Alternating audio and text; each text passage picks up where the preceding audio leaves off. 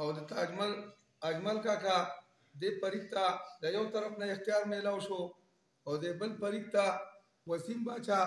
چې په دې ینګ هلکانو کې ډېر یو نامور هلک دی او بیا نوید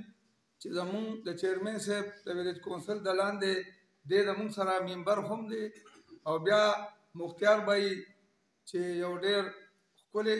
دوران تیری په قاسمي کې د غریبو ملاتړ دی دې خلکو ته چې کله دا اختیار میلاو شو نو دا جرګه چې کومه ده دا د دریو خاندانونو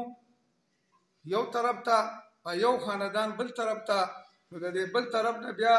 حاجي عظمالدین صاحب ته اختیار میلاو شو د کامل کاکا د طرفه حاجي عظمالدین صاحب ته اختیارات میلاو شو زه د جناب ډي اس پي صاحب او د جناب صفدري خان هم شکریا ادا کوو چې دا شپه ده روژه ده او پېشمني ته هم چې کوم دی نو به خلک بیا تیاری کوي نو زه د دوی هم ډېره شکریا ادا کوم چې په دې شپه کې دوی مونږ له راله او زمونږ سره په دې روغه کې دوی شرکت وکړو مونږ ټول مسلمانان ناست یو د مسلمانانو په دې ټول کال کې 2 ورځې چې کوم دی دا د مسلمانانو د خوشحالۍ ورځې او دغه 2 ورځې چې تېرې شي نو بیا د مسلمانانو د خفګان د مسلمانانو د بدنیتۍ د یو بل پسې خبرې د یو بل پسې بکواس کول ما تا پسې دا ووې ستا ما پسې دا ووې دې خبرو ته بیا تکړه شي او هغه 2 ورځې کومې دي هغه 2 ورځې په کال کې د اختر دي چې نن 10 ورځې بعد یو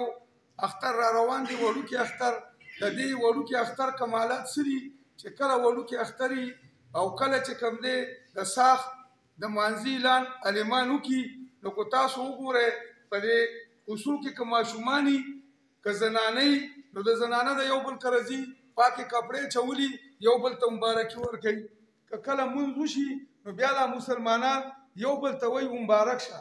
دا کمال د اختر د ورځې نه دی دا کمال د دې مسلمانانو د میلاوېدو دی چې دوی یو بل ته نیتونه پاک کړي تاسو خو په دغه ورځ باندې سوچ وکړئ د اختر په ورځ باندې به ټول کائنات خوشحالي په څه به خوشحالي چې مسلمانان په دې ورځ باندې یو بل له مبارکي ورکوي په دې مبارکۍ کې ټول کمال دی که چېرې موږ مسلمانان دا یوه تړه وکړو چې د سهار د مانځه له کوم مسلمانان راځي او هغوی د جومات په دې خوا کې یو بل ته د دې ورځې مبارکي مو ورکړه نو یقین وکړه چې دا د اختر د ورځې نه کمه نه ده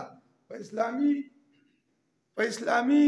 نظام کې زمونږ سره د جمعې ورځ یو ډېره ناموره ورځ ده چې په دغه ورځ باندې خطبه کېږي په دغه ورځ باندې د جمعې مونځ مانځلي کېږي په دغه ورځ باندې د جمعې مانځه ته ګڼه راغونډېږي که دې مسلمانانو په دغه ورځ باندې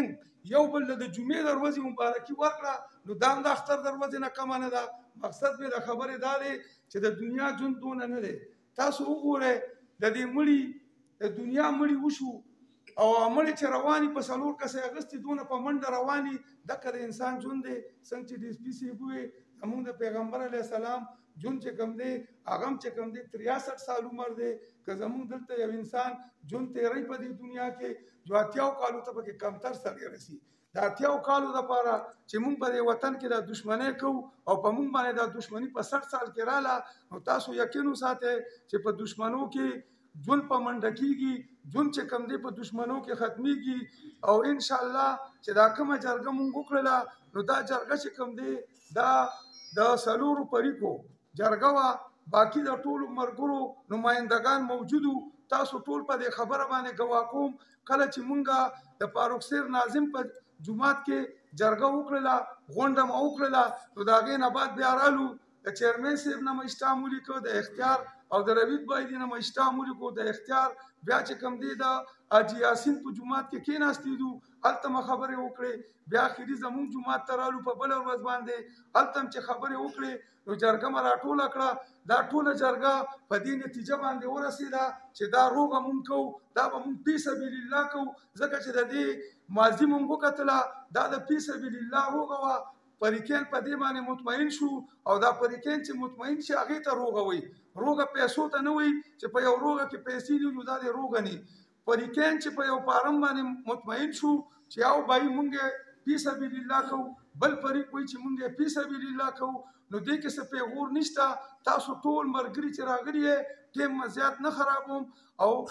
تاسو په دې باندې ګواه کوم چې د دوی به دلته قرآن قسم کېږي، د دوی نومونه ما لیکلي دي، په بدنیتۍ باندې به قرآن قسم کوي، په خبرو باندې به کوي. دا تاسو چې دلته کوم ملګري ناست یې انشاءالله ټول ښه هوښیار خلک یې، د نن نه بعد به په میاجي آباد کې د دې خبرو څوک هم نوم نالي. که کوم سړي د دې جرګې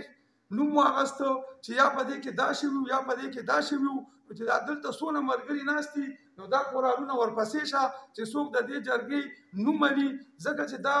روري چې کومه ده 3 میاشتې مخکې دا یو بل طرف ته تللې وه، جون چې کوم دی دا په منډه شوی وو. انشاءالله چې د دې جرګې په برکت سره دا جون واپس خپل ځای ته راغی. نو مونږه د فریقیانو بیا هم شکریه ادا کوو او د فریقیانو ته دا درخواست دی چې دلته راشي، د دې کام په مخ کې یو بل ته قرآن قسم وکړي، د هغې نه بعد بیا په غاړه کوو او انشاءالله هغه زندګي به تېروي چې د نن نه 3 میاشتې مخکې د دوی په دغه میاجي آباد کې کومه زندګي وه. نو انشاءالله هغې ته به ځان رسوي، د الله کتاب ته راشئ، فریقین نه مخامخ شئ.